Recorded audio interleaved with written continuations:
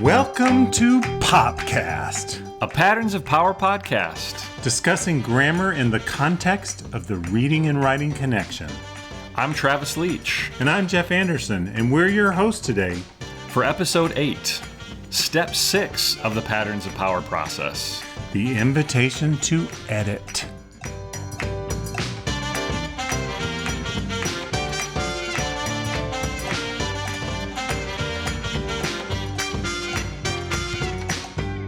Jeff, let's talk about the invitation to edit. Why is this an important step in the process?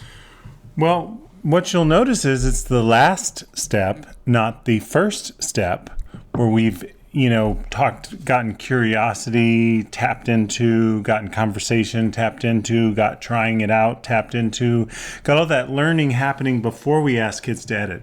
I think one of the biggest mistakes I see made, or that I've made, quite honestly, as a teacher, is asking kids to edit stuff that they've never seen before, or that they don't know the proper pattern or the meaning-based pattern in the first place. And I'm not talking just worksheets or test practice where we ask them to edit. Also just sending them back and telling them to edit their own writing. All those things are destined for failure.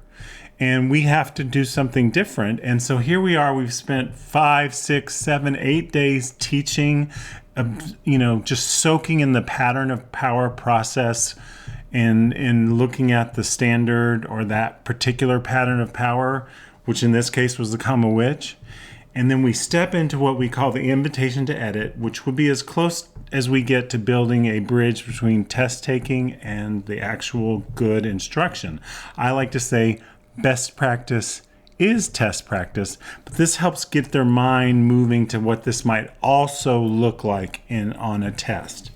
So the invitation to edit in the student-facing materials, which there are always student-facing materials with every lesson in Patterns of Power, inviting adolescent writers into the conventions of editing. Can I say something? Yeah, no, you got it. There you go. But there. We do that because Stenhouse Publishers is our sponsor, and we want to thank them again for sponsoring this POPcast. That's Stenhouse Publishers. STENHOUSE.com. We appreciate you. There you go. So on the student-facing invitation to edits, it says editing conversations. This thread of conversation has moved throughout this process. Have you noticed that? Because that raises our conscious level of awareness of the moves writers make to create meaning. So the first step of the invitation to edit is to display 4 sentences. The top sentence is the model that we've been studying.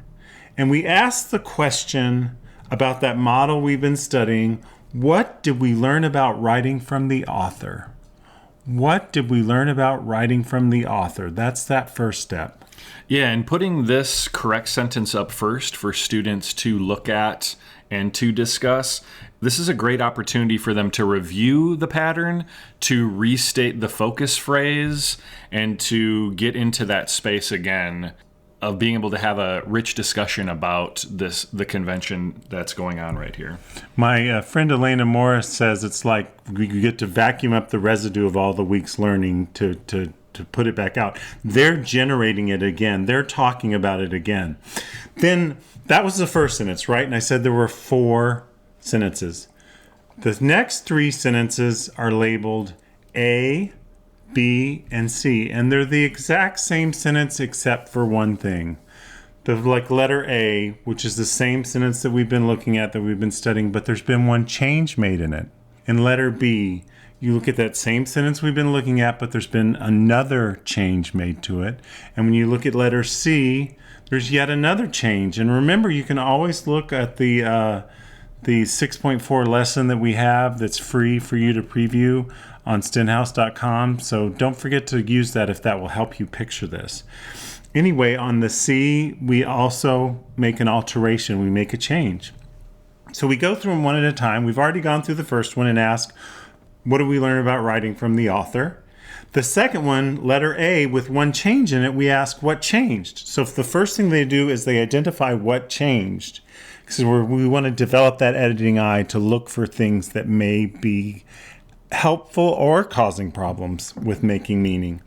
And then to keep it in that language of meaning and effect, instead of right and wrong, we ask, what is the effect of that change? Not what's the mistake. We say what changed, and then what's the effect of that change on the reader.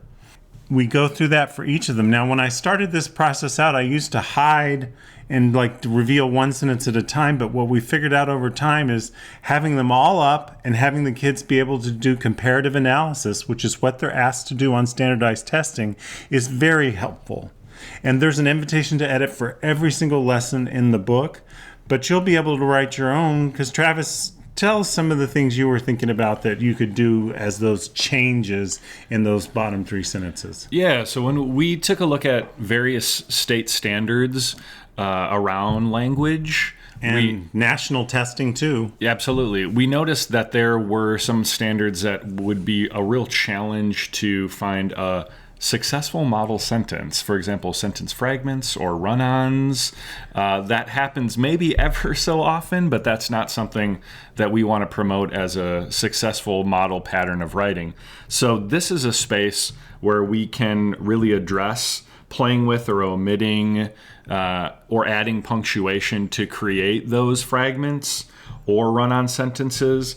This is a place where we can look at those commonly confused words and maybe shift different versions of that word. I'm thinking about two, and two, there, and there, it's and its.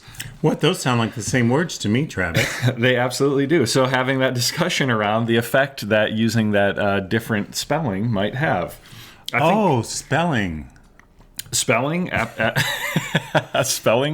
words in different ways. We can look at tense shifting from past, present. Ooh, it's getting tense. We can look at the agreement between pronouns and their antecedents. They can be so disagreeable sometimes. And I think capitalization is another place where we can do some playing in this space. Yeah, you could just write it in all capital letters if you wanted, and then that's way you could address to the kids why we don't write things in all capital letters, because it's actually really hard to read something written in all caps. So as you are making decisions to create your own process, your own invitational process through a pattern that you have, once you get to the invitation to edit, and we have this spelled out for you in words in chapter 2 of the book, some long, some short, some suggestions here for you. So things to think about for you to really be adept at hopping in, using your model sentence, and then switching it up. And the really cool thing on the teacher planning pages, which are usually about 2 pages before we have the student-facing stuff that you can use tomorrow in your classroom, is there's a big yellow box that's the invitation to edit box, which has the what do we learn about writing from the author, and has the original sentence written there, and then has the A, B, and C with the change, but it's like in a T-chart. So on the right-hand side, just in case you don't know what the effect of the change is, or you might need a little help or want some help explaining that to your kids, on that right-hand side of that big yellow box, the invitation to edit box, there's an explanation of exactly what changed and what is the effect of that change. Let me give you an example. We've been looking at Mr. Charles can barely hear a thing, comma, which. Remember that comma, which? Mr. Charles can barely hear a thing, comma, which is why he's always yelling at everybody and everybody's always yelling at him. So on letter A, we took the comma before which out, and we asked the kids what changed. And they'll say, well, the comma's gone. What effect does that have? Well, you're supposed to use the comma after the which. So here's the explanation, just so you know what this looks like in the T-chart in the yellow box next to it. The comma between thing and which has been deleted. This affects the flow of the sentence. Without the pause, the complex sentence can run together. I use the comma which to add detail. There's that focus phrase again. Can you see how often you're supposed to use that focus phrase? So it literally becomes a part of their author's craft thinking. It becomes automatic in their own thought. All right, Jeff, now let's talk about some of the pitfalls within this invitation and just some tips that maybe we can offer, or ideas that we can offer to address those. And I really wanted to start with pitfalls and tips. With this idea of making this section, this invitation, about right and wrong, like the first sentence is right, the other 3 sentences are wrong. There are specifics that we've done within some of these lessons. I'm thinking, for example, looking at punctuation. So the idea of commas separating, or separating information versus dashes separating information. Both work, both are correct, and you're going to notice in those lessons, those punctuation lessons, that we sometimes substitute out correct versions of different changes, punctuation usage. And so that discussion is even more rich. Yeah, and it's more important here about choice, the choice that the writer made here, and the effect. So commas separating versus dashes separating. What effect does that have on you as the reader? We don't want kids to see it as, well, this is right because it's how I saw it in the pattern, in the invitation to notice, and everything else is wrong, because that's not the case. Intentional or not, all of our choices have an effect. Intentional or not, all of our choices as writers have an effect on the reader. Yeah, and we can talk about if we are specifically omitting things or making sentences in this space that we may traditionally have thought of as wrong. Instead, we can shift that conversation to this meaning. Maybe it messes with our meaning because it's not in this correct pattern, I guess. Right, it's because we're used to it. And when you get used to something, it's comfortable and it doesn't distract you. And if you make a choice that's different, if you do intentionally put in a sentence fragment, let's say, you have to do it for a reason. Author's purpose and choice. It's all comes together here. I mean, this is like, for instance, thinking about punctuation. All punctuation separates. Say that with me. Even if you're walking around the lake. All punctuation separates. But there's a subtle difference between a comma and a dash, and we'll talk about that in the actual yellow box that we discussed. But a comma is a little more common. And in fact, it's the most used punctuation mark of all punctuation marks. Commas are the most used. So if we use a dash, it's a little quicker. It guides the eye over there. It's a little more casual. It's a little more dash, like it's fast. Your eye goes right across to it. So there's just subtle differences in how we do this, and that's what we want these conversations to be, because that's the word again. Editing conversations, because we know of the retention value of conversation and talking back and forth and raising our conscious level of awareness of the moves writers make to create meaning and how different choices have different effects.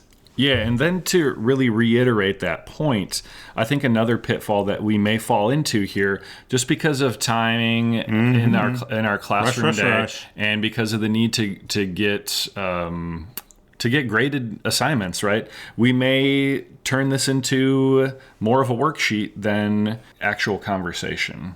And worksheets are conversation killers. And we really want to remind you here, this whole process, every step of the way, we have conversation built in as this way for students to actively make meaning. Intentionally. Absolutely. So this is no different. So having that conversation, if you're looking for a way to pull a grade out of this, that grade could come in a reflective, short writing piece about the conversations that were had in the invitation to edit. And we're doing a question and answer podcast in a couple of weeks, and that one will address that in particular. Oh yeah, that's a great point. So the other pitfall would be making it all about this. Like, don't study the sentences. Don't do the compare and contrast. Don't do the invitation to edit. Invitation to imitate and celebrate. Just do all invitations to edit and think that you're getting away because you're using literature. It's good. No. They need the other steps. This is the culmination. This is the end application where the understanding comes back to the surface. Don't turn it into a daily oral language or DOL. Don't turn it into about being right and wrong. Don't turn it into a worksheet. It's an editing conversation.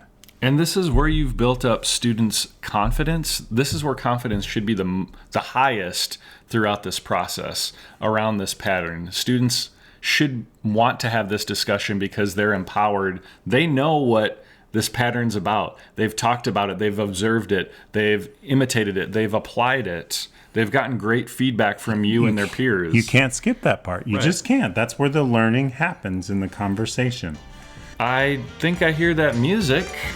What's that mean? Signaling that it is the end of this episode. They seem to just go by so quick. Well, we'll see you in 2 weeks when we have question and answers. So I'm looking forward to that. And we'll probably do another question and answer episode somewhere down the line. All right, everybody. As always, great to have a conversation with you around the patterns of power. And as AOL used to say, goodbye.